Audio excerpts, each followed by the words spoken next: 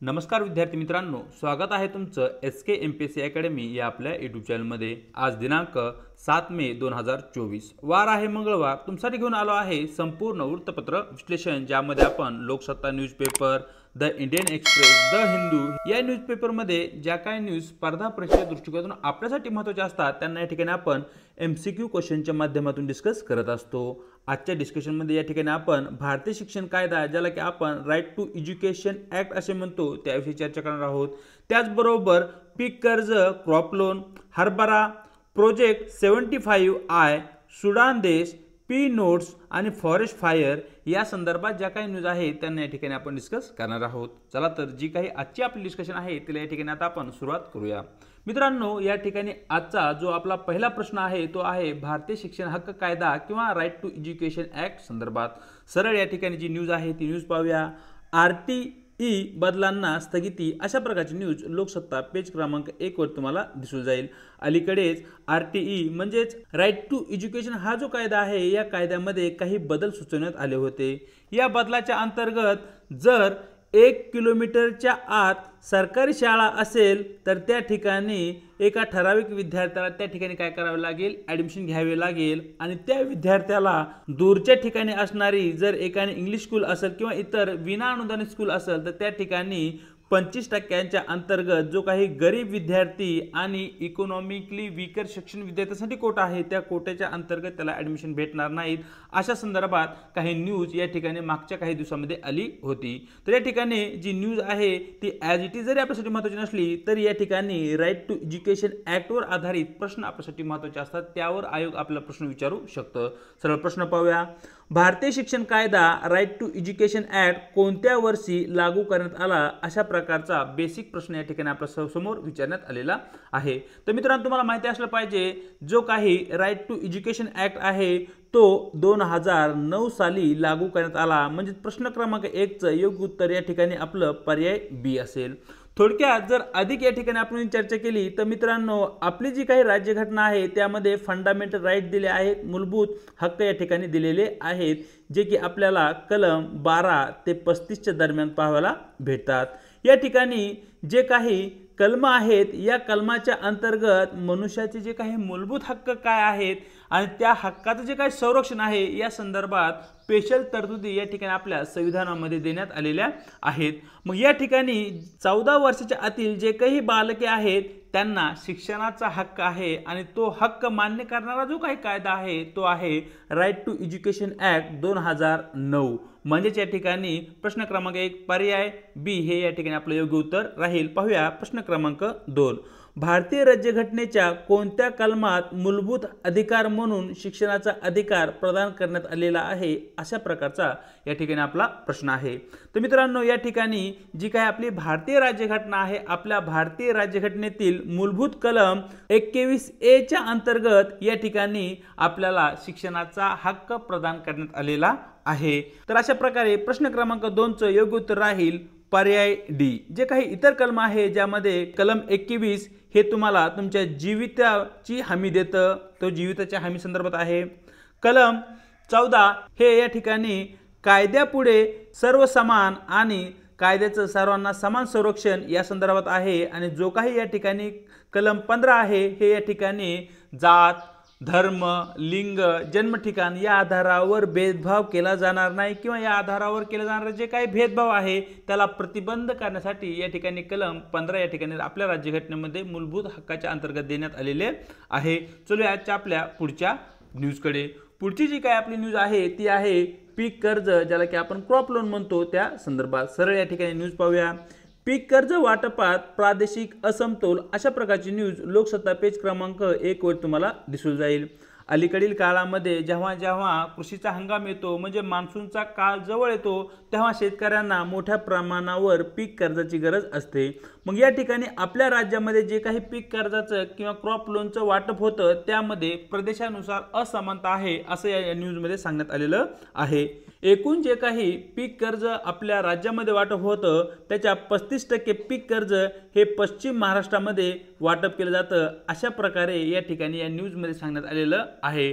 त्याचबरोबर या ठिकाणी जे काही पीक कर्जाचं प्रमाण आहे ते मराठवाडा, विदर्भ आणि खानदेश या भागामध्ये कमी प्रमाणात आहे, हेही या न्यूजमध्ये डिस्कस करण्यात आलेलं आहे। एकूण त्या संदर्भात ती न्यूज आहे। सरळ या ठिकाणी पीक कर्जावर आधारित जे काही आपले प्रश्न आहेत ते प्रश्न पाहूया। भारतातील शेतकऱ्यांना पीक कर्ज देण्यासाठी बँकांना कोणती संस्था पुनर्वित्तीय सहाय्य पुरवते, अशा प्रकारचा मित्रांनो या ठिकाणी आपला प्रश्न आहे। तर या ठिकाणी प्रश्न क्रमांक 3चं आपलं योग्य उत्तर राहील पर्याय बी, राष्ट्रीय कृषी आणि ग्राम विकास बँक, ज्याला की इन शॉर्ट मध्ये आपण नाबार्ड म्हणतो, या बँककडून या भारतातील ज्या काही बँका पीक कर्ज देतात त्यांना या ठिकाणी पुनर्वित्तीय सहाय्य या ठिकाणी नाबार्ड कडून दिलं जातं। थोडक्यात या ठिकाणी जर नाबार्डची आपण चर्चा केली तर नाबार्ड ही एक सरकारी संस्था आहे, हे तुम्हाला या ठिकाणी माहिती असणं आवश्यक आहे। त्याचबरोबर नाबार्ड ही वित्त मंत्रालयाच्या अंतर्गत कार्य करताना दिसते आणि आरबीआयचे या ठिकाणी नाबार्डवर नियंत्रण असते आणि जे काही हेडक्वार्टर आहे किंवा मुख्यालय आहे नाबार्डचे ते मुंबई या ठिकाणी आहे। हे महत्त्वाचे ठराविक पॉइंट या ठिकाणी तुम्हाला माहिती करून घ्यायचे आहे। तुम्ही मला कमेंट बॉक्समध्ये सांगायचे की नाबार्डची जी काही स्थापना आहे ती कोणत्या साली झाली, हे तुम्ही मला कमेंट बॉक्समध्ये सांगायचं आहे। पाहूया प्रश्न क्रमांक 4। खालीलपैकी कोणता उद्देश भारतातील शेतकऱ्यांना सामान्यतः पीक कर्जासाठी वापरतात असे नाही, म्हणजे खालीलपैकी कोणता एक उद्देश असा आहे की जो या ठिकाणी भारतीय शेतकऱ्यांना पीक कर्ज वाटप करताना विचारात घेतला जात नाही। म्हणजे या ठिकाणी खालील 4 स्टेटमेंटपैकी चुकीचं स्टेटमेंट कोणतं आहे हे या ठिकाणी आपल्याला ओळखायचं आहे। या ठिकाणी जे काही स्टेटमेंट ए आहे ते अगदी बरोबर आहे। जे काही पीक कर्ज असतं ते पीक कर्ज या ठिकाणी कृषीची जी उपकरणे आहेत, साधने आहेत, त्यांची खरेदी करण्यासाठी या ठिकाणी सरकारकडून दिलं जातं। त्याचबरोबर शेतकऱ्यांना त्यांच्या शेतामध्ये लागणारा जो काही काढणीचा माल आहे आणि त्या काढणीच्या मालासाठी आवश्यक असणाऱ्या ज्या काही साठवण करण्याच्या सुविधा आहेत त्या सुविधाच्या निर्मितीसाठी या ठिकाणी पीक कर्ज दिलं जातं। त्याचबरोबर शेतातील बियाणं असेल, खते असेल यांच्या खरेदीसाठीही प्रामुख्याने या ठिकाणी पीक कर्ज शेतकऱ्यांना दिलं जातं। परंतु या ठिकाणी जे काही शेतकऱ्याचं वैयक्तिक कर्ज आहे त्या कर्जाची परतफेड करण्यासाठी या ठिकाणी कसल्याही प्रकारचं पीक कर्ज शेतकऱ्यांना दिलं जात नाही। म्हणजेच या ठिकाणी प्रश्न क्रमांक 4चं योग्य उत्तर राहील पर्याय सी। चलूया आजच्या आपल्या पुढच्या न्यूजकडे, जी की या ठिकाणी मित्रांनो हरभरा या पिका संदर्भात आहे। सर्वप्रथम या ठिकाणी जी न्यूज आहे ती न्यूज पाहूया। महागाई रोखण्यासाठी केंद्राची धडपड, अशा प्रकारची न्यूज लोकसत्ता पेज क्रमांक 1 वर तुम्हाला दिसून जाईल। मागच्या साली आपल्या महाराष्ट्रामध्ये आणि देशामध्ये जे काही पाऊस आहे पावसाचे प्रमाण कमी झालं, परिणामी विविध पिकांचे जे काही उत्पादन आहे यामध्ये मोठ्या प्रमाणावर घट झाली आहे आणि त्याचबरोबर तूर असेल, हरभरा असेल यांच्या उत्पादनामध्येही घट झालेली आहे आणि भारतीयांच्या आहारामध्ये तूर डाळ, हरभरा डाळ हे एक मुख्य अन्नपदार्थ आहे, हे सर्वांना आपल्याला माहिती आहे। या ठिकाणी उत्पादन कमी आणि मागणी जास्त, यामुळे या ठिकाणी अलीकडील काळामध्ये ज्या काही विविध वर्गीय डाळी आहेत यांच्या किमतीमध्ये मोठ्या प्रमाणावर वाढ होताना दिसत आहे आणि सध्या या ठिकाणी लोकसभा निवडणुकीचा कार्यकाळ चालू आहे। मग या ठिकाणी जर या काळामध्ये अन्नधान्याच्या किंवा डाळीच्या जर किमती वाढल्या तर याचा फटका केंद्र सरकारला लोकसभा निवडणुकांमध्ये बसू शकतो। मग यासाठी सध्या केंद्र सरकार काय करत आहे, या डाळीच्या ज्या काही किमती आहेत त्या कंट्रोलमध्ये राहतील, नियंत्रणात राहतील, यासाठी या ठिकाणी केंद्र सरकार प्रयत्न करत आहे।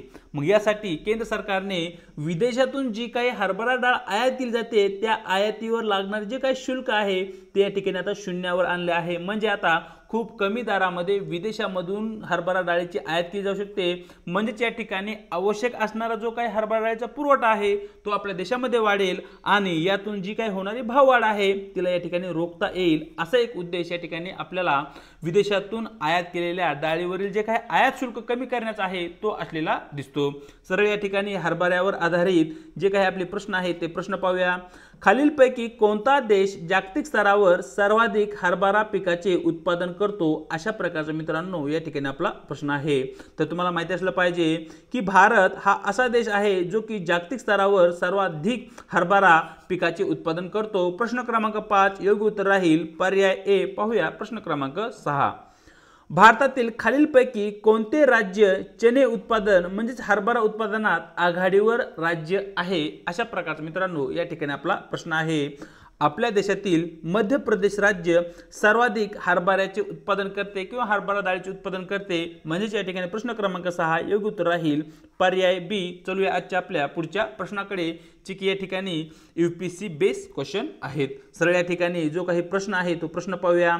Project 75I aims to, project 75I हा कशा संदर्भात आहे, याचं मुख्य ध्येय काय आहे असं या ठिकाणी आपल्याला विचारण्यात आलेलं आहे। तर मित्रांनो या ठिकाणी प्रश्न क्रमांक 7चं आपलं योग्य उत्तर राहील पर्याय B, make new submarines for Indian navy. म्हणजे जे काही आपले भारतीय नौदल आहे या नौदलासाठी ज्या काही पाणबुड्या आहेत, नवीन पाणबुड्या निर्मितीसाठी असणारा जो काही प्रोजेक्ट आहे त्याचं नाव आहे प्रोजेक्ट 75I, जो की एक इंडियन नेव्हीचा इनिशिएटिव्ह असलेला आपल्याला दिसतो।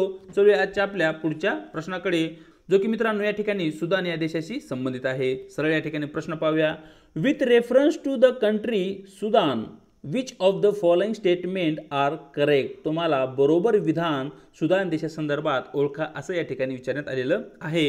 या ठिकाणी विधान क्रमांक 1, it is a landlocked country. Statement 2, it is the largest African country in terms of area. It borders the Egypt to north. सरळ जे काही स्टेटमेंट आहेत या स्टेटमेंटपैकी बरोबर स्टेटमेंट कोणतं आहे, करेक्ट स्टेटमेंट कोणतं आहे हे या ठिकाणी आपल्याला विचारण्यात आलेलं आहे। सरळ या ठिकाणी जे काही आपले स्टेटमेंट आहेत त्यांची या ठिकाणी आता आपण चर्चा करूया। या ठिकाणी मित्रांनो जे काही विधान क्रमांक 1 आहे ते चुकीचं आहे। सुदान लँडलॉक्ड कंट्री नाहीये। आता लँडलॉक्ड कंट्री म्हणजे काय, असा देश जो की चहूबाजूनी जमिनीने वेढलेला आहे, म्हणजे कोणत्याच बाजूने या ठिकाणी समुद्र किनारा लागत नाही, अशा देशाला या ठिकाणी आपण लँडलॉक्ड कंट्री असे म्हणतो। आणि जो काही सुदान देश आहे, सुदान या देशाचा जो काही एक किनारा आहे तो रेड सीला लागून आहे, हे तुम्हाला या ठिकाणी माहिती असणं आवश्यक आहे। म्हणजेच या ठिकाणी सुदान हा देश लँडलॉक कंट्री नाही। परिणामी स्टेटमेंट 1 या ठिकाणी इनकरेक्ट आहे। Statement 2 it is also incorrect statement. एरियानुसार सर्वात मोठा जो देश आहे तो आहे अल्जेरिया। अल्जेरिया देश हा आफ्रिका खंडामध्ये एरिया वाईज सर्वात मोठा देश आहे आणि नंबर 2 वरती या ठिकाणी आपल्याला रिपब्लिकन ऑफ काँगो हा देश दिसतो आणि नंबर 3 वर सुदान या देशाचा नंबर लागतो। हे तुम्हाला त्या ठिकाणी माहिती असणं आवश्यक आहे। आणि स्टेटमेंट 3 जे आहे ते या ठिकाणी अगदी बरोबर आहे। जो काही सुदान देश आहे, सुदान देशाची जी काही नॉर्थ बॉर्डर आहे, उत्तरेची जी काही सीमा आहे, त्या सीमेवर इजिप्तची सीमा या देशाला लागून राहते। म्हणजेच या ठिकाणी केवळ स्टेटमेंट क्रमांक 3 बरोबर असल्या कारणाने आपले योग्य उत्तर राहील पर्याय B, only third statement is correct. चलूया आपल्या पुढच्या स्लाइडकडे। पुढच्या स्लाइडमध्ये मित्रांनो या ठिकाणी जो काही सुदान देश आहे त्या सुदान देशाचा जो काही मॅप आहे त्या मॅपविषयी थोडक्यात आपण चर्चा करूया। या ठिकाणी हा आफ्रिका खंड तुम्ही पाहू शकताय। आफ्रिका खंडाच्या उत्तरेला या ठिकाणी मेडिटेरियन सी, ज्याला की आपण भूमध्य महासागर म्हणतो, तो भूमध्य महासागर या एरियामध्ये आहे। आणि या ठिकाणी सुदान देशाच्या पूर्वेस या ठिकाणी आपल्याला रेड सी दिसतो। म्हणजे सुदान देश या ठिकाणी लँडलॉक्ड कंट्री नाही। या ठिकाणी आपल्याला रेड सीचा कोस्टल एरिया सुदान देशाला लागताना दिसतो आहे। या ठिकाणी मेडिटेरियन सी आणि रेड सी यांच्यामध्ये एक व्यापार मार्ग आहे, ज्याला की आपण सुएझ कालवा म्हणतो, जो की आंतरराष्ट्रीय व्यापाराच्या दृष्टिकोनातून खूपच महत्त्वपूर्ण असलेला आपल्याला दिसतो। आफ्रिका खंडामध्ये लेक व्हिक्टोरिया एक महत्त्वपूर्ण आहे, याविषयी तुम्हाला माहिती असणं आवश्यक आहे। आणि त्याचबरोबर एक महत्त्वाचा जर पॉईंट तुम्ही या ठिकाणी नोटीस केला असेल तर लेक व्हिक्टोरियाच्या नॉर्थ साइडने या ठिकाणी आपल्याला इक्वेटर पास होताना दिसतंय, विषुववृत्त या ठिकाणी आपल्याला जाताना दिसत आहे। आणि पुढचा एक महत्त्वाचा फॅक्ट तुम्ही या ठिकाणी जर नोटीस केला असेल तर आफ्रिका असा एकमेव खंड आहे ज्याच्यामधून विषुववृत्त, त्याचबरोबर कर्कवृत्त आणि मकरवृत्त पास होताना दिसते। असा दुसरा कोणताही खंड नाही की ज्या खंडातून एकाच वेळी हे तिन्ही वृत्त त्या ठिकाणी पास होत असतील। तर अशा प्रकारे मित्रांनो हे जे सर्वात महत्त्वाचे पॉईंट आहेत ते महत्त्वाचे पॉईंट या ठिकाणी तुम्हाला माहिती असणं आवश्यक आहे। चलूया आजच्या आपल्या पुढच्या क्वेश्चनकडे, जो की या ठिकाणी पी नोट संदर्भात आहे, जो की एक इकॉनॉमीचा प्रश्न आहे। सरळ या ठिकाणी जो काही आपला प्रश्न आहे तो प्रश्न पाहूया। Consider the following statements. Statement 1, participatory note P notes are debt instrument issued by the Indian government to raise fund domestically. Statement 2, the Securities and Exchange Board of India (SEBI) oversees the issuance and regulation of P notes in India. Statement 3, P notes can make it difficult to track the true ownership of foreign investment in the Indian stock market. Statement 4, the P notes can be source of foreign capital for Indian companies lending to economic growth. मित्रांनो, अशा प्रकारचे 4 statement या ठिकाणी आपल्या समोर आहेत आणि यापैकी किती स्टेटमेंट बरोबर आहेत असं या ठिकाणी आपल्याला विचारण्यात आलेलं आहे। चला तर जे काही स्टेटमेंट आहेत त्यांची या ठिकाणी आता आपण चर्चा करूया। मित्रांनो, या ठिकाणी जे काही विधान क्रमांक 1 आहे ते या ठिकाणी चुकीचं विधान आहे। ज्या काही पी नोट्स आहेत हे केंद्र सरकारचे किंवा इंडियन गव्हर्नमेंटचे डेब्ट इन्स्ट्रुमेंट नाहीये, म्हणजे सरकारला जे काही पैसा लागतो तो जर पैसा सरकारला या ठिकाणी बाजारामधून गोळा करायचा असेल किंवा बाजारामधून जर सरकारला लोन घ्यायचं असेल तर अशा परिस्थितीमध्ये गव्हर्नमेंट सिक्युरिटीज इश्यू करतं, जे की आपण कालच्या डिस्कशनमध्ये त्या ठिकाणी डिस्कस केलेलं आहे। म्हणजे त्या ठिकाणी पी नोट्स हे गव्हर्नमेंट ऑफ इंडियाचं फंड रेज करण्याचं साधन नाहीये, हे तुम्हाला या ठिकाणी माहिती असणं आवश्यक आहे। म्हणजेच या ठिकाणी स्टेटमेंट क्रमांक 1 या ठिकाणी चुकीचं स्टेटमेंट आहे। स्टेटमेंट क्रमांक 2 मित्रांनो या ठिकाणी अगदी बरोबर आहे। जे काही पी नोट्स आहेत त्या इश्यू ज्या केल्या जातात त्याचबरोबर त्यांचं जे काही रेग्युलेशन आहे ते या ठिकाणी सेबी कडून पाहिलं जातं। स्टेटमेंट 3 या ठिकाणी अगदी बरोबर आहे। या ठिकाणी पी नोट्सच्या अंतर्गत जे काही फॉरेन इन्व्हेस्टमेंट भारतीय शेअर मार्केटमध्ये होते ती शेअर मार्केटमध्ये होणारी जी काही गुंतवणूक आहे तिचा जो काही सोर्स आहे तो ट्रॅक करणं किंवा त्याचा खरा मालक ट्रॅक करणं या ठिकाणी डिफिकल्ट जातं। स्टेटमेंट 4 अगदी बरोबर आहे। पी नोटच्या माध्यमातून मोठ्या प्रमाणावर आपल्या देशामधील ज्या काही कंपन्या आहेत त्यामध्ये मोठ्या प्रमाणावर इन्व्हेस्टमेंट होते, परिणामी या ठिकाणी जी काही इंडियन इकॉनॉमीची ग्रोथ आहे ती ग्रोथ होण्यास या ठिकाणी मदत होते। अशा प्रकारचे काय स्टेटमेंट क्रमांक 4 आहे ते अगदी बरोबर आहे। म्हणजेच वरील 4 स्टेटमेंट पैकी स्टेटमेंट क्रमांक 2, स्टेटमेंट क्रमांक 3 आणि स्टेटमेंट क्रमांक 4 या ठिकाणी अगदी बरोबर आहे। म्हणजेच या ठिकाणी वरील 4 स्टेटमेंट पैकी 3 स्टेटमेंट हे बरोबर असल्या कारणाने आपलं योग्य उत्तर राहील पर्याय C, only 3 statement are correct. चलूया आजच्या आपल्या शेवटच्या प्रश्नाकडे, जो की या ठिकाणी मित्रांनो फॉरेस्ट फायर संदर्भात आहे। वनाला लागणारे ज्या काही आगी आहेत त्या आगी संदर्भात आहे। सरळ या ठिकाणी जो प्रश्न आहे तो प्रश्न पाहूया। Consider the following statement. Statement 1, almost 90% of the forest fire are man made. Statement 2, Uttarakhand forest are mainly composed of chir pine trees which are highly flammable. तर मित्रांनो या ठिकाणी जे काही आपले स्टेटमेंट आहे यापैकी कोणतं स्टेटमेंट बरोबर आहे हे या ठिकाणी आपल्याला विचारण्यात आलेलं आहे। स्टेटमेंट क्रमांक 1 या ठिकाणी अगदी बरोबर आहे। सध्या जे काही वनवे लागतात किंवा वनाला ज्या काही आगी लागण्याचे प्रमाण आहे यामध्ये सर्वाधिक कारण हे मॅनमेड आहेत, म्हणजे मनुष्याच्या चुकीमुळे या ठिकाणी वनाला आगी लागताना आपल्याला दिसतात। जसे की या ठिकाणी शेतातील जो काही कचरा आहे तो जाळण्यासाठी जर या ठिकाणी आपण प्रयत्न केले त्यामुळे वनाला आग लागू शकते। त्याचबरोबर मानवाच्या ज्या ॲक्टिव्हिटीज आहेत जसे आहे सिगारेट जर इनप्रॉपर वेने आपण डिस्पोज केलं तरीही त्या ठिकाणी वनाला आग लागू शकते। म्हणजे स्टेटमेंट क्रमांक 1 या ठिकाणी अगदी बरोबर आहे आणि स्टेटमेंट क्रमांक 2 ही मित्रांनो या ठिकाणी अगदी बरोबर आहे।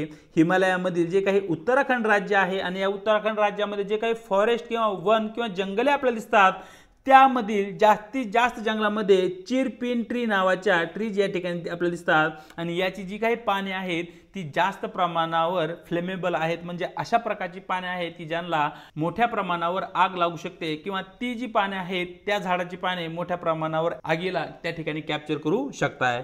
तर अशा प्रकारे मित्रांनो प्रश्न क्रमांक 10चं आपलं योग्य उत्तर राहील पर्याय सी, स्टेटमेंट 1 आणि स्टेटमेंट 2 बोथ आर करेक्ट। तर मित्रांनो या ठिकाणी दिनांक 7 मेचं जे काही आपलं वृत्तपत्र डिस्कशन आहे ते या ठिकाणी आपण पूर्ण केलेलं आहे। व्हिडिओ जर आवडला असेल तर व्हिडिओला लाईक आणि शेअर करायला विसरू नका। त्याचबरोबर आपल्या व्हिडिओविषयी तुम्हाला काय वाटतं हे कमेंट बॉक्समध्ये अवश्य कळवा। चॅनलवरती जर नवीन असाल तर चॅनलला अवश्य सबस्क्राईब करा आणि त्याचबरोबर व्हिडिओच्या डिस्क्रिप्शन बॉक्समध्ये देण्यात आलेली आपल्या टेलिग्राम चॅनलची जी काही लिंक आहे त्या ठिकाणी तुम्हाला आपले टेलिग्राम चॅनल ही जॉईन करायचे आहे। याच्या माध्यमातून आपल्या प्रत्येक व्हिडिओच्या लिंक्स आणि त्याचबरोबर स्पर्धा परीक्षेसंदर्भात महत्त्वपूर्ण ज्या काही अपडेट आहे त्या तुमच्यापर्यंत पोहोचत राहतील। आज इथेच थांबत आहोत, भेटूया एका नवीन व्हिडिओ सोबत।